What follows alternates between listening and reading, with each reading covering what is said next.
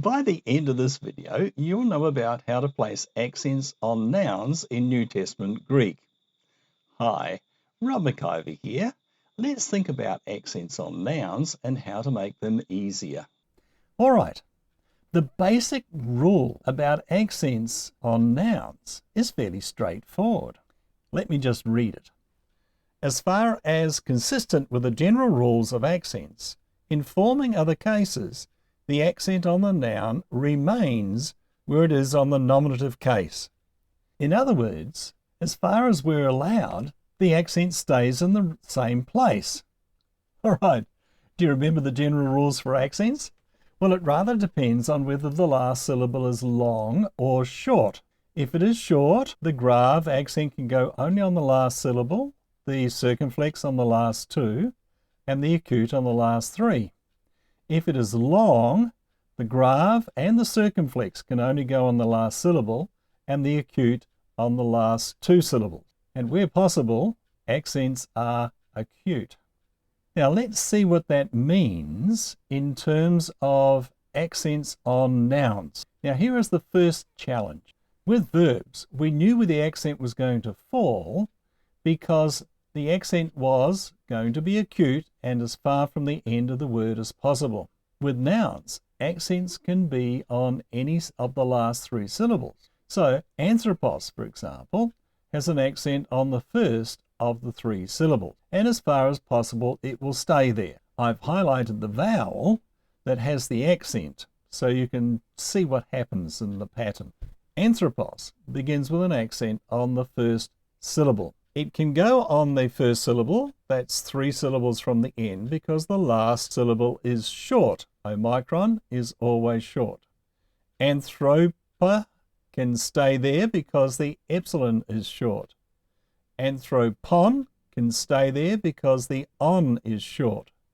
But with ἀνθρωπου, the Omicron upsilon diphthong is always long. And so the accent can only go on any of the last two syllables, according to the general rule.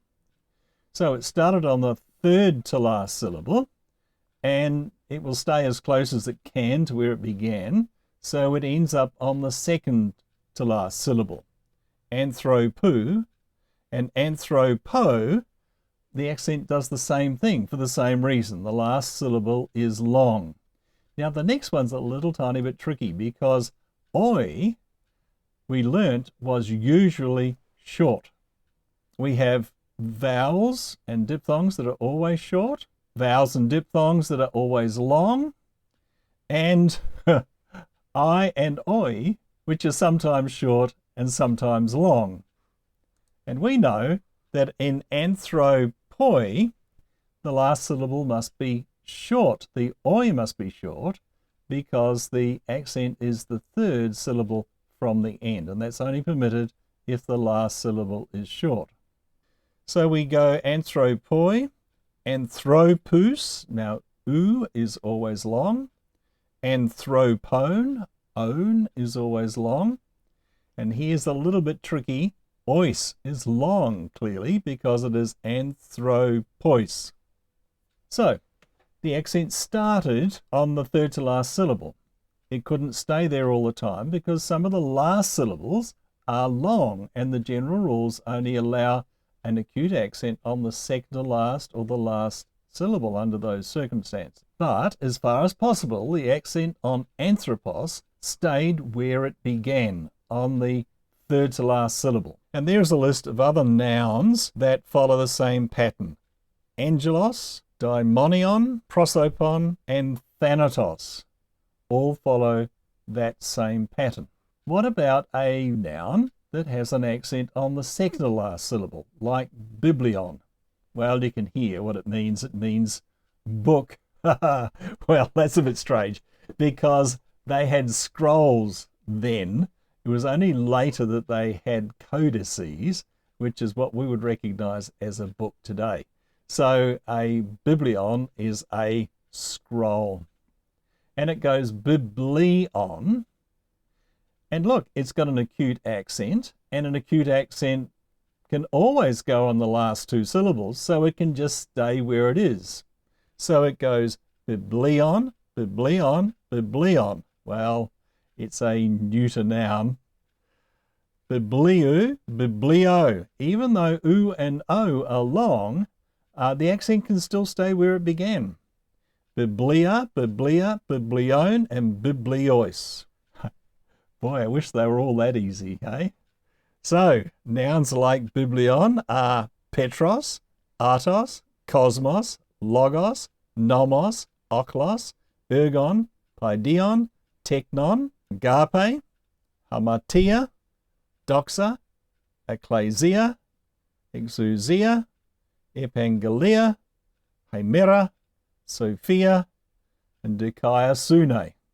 Those nouns follow the pattern of biblion. Now, we were feeling pretty good, weren't we?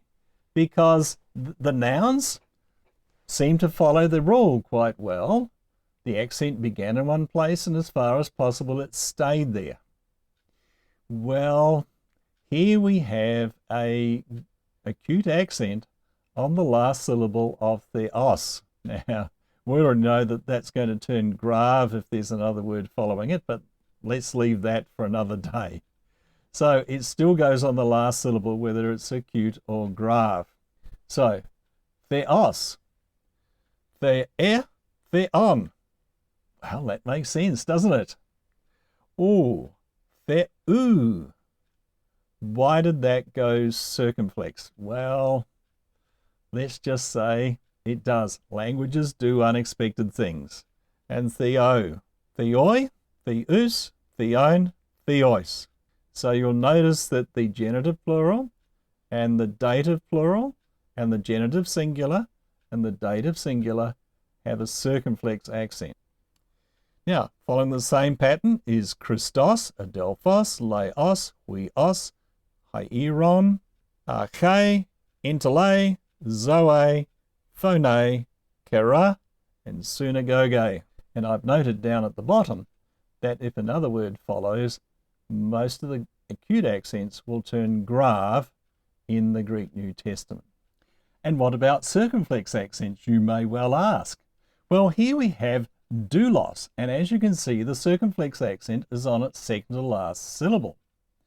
Now, what happens when the last syllable goes long? Because we know doulos is not permitted to stay on the second to last syllable in that circumstance.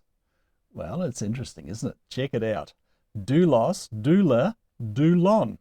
All of those have got short last syllables, and the accent stays where it began. But what about doulou? Well, the oo is long, as is the omega, the O sound for the dative singular.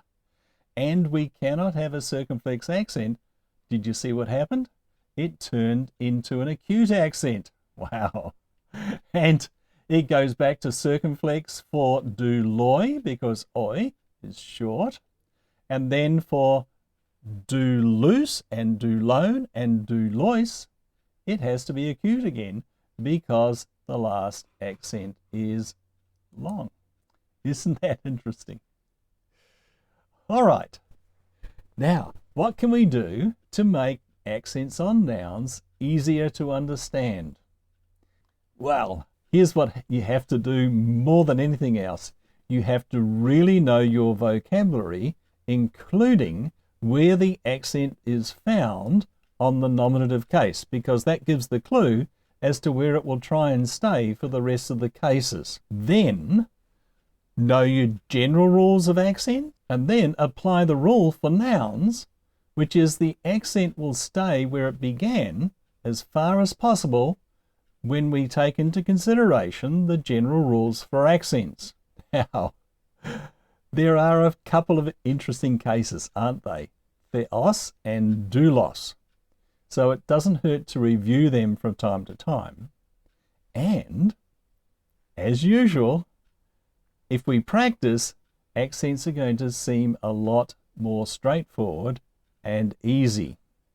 You will no doubt practice using accents on nouns in exercises in general. But if you're looking for a specific exercise that will help with practicing accents on nouns, this is an exercise that is found in Chapter 5 of my book, Beginning New Testament Greek Made Easier.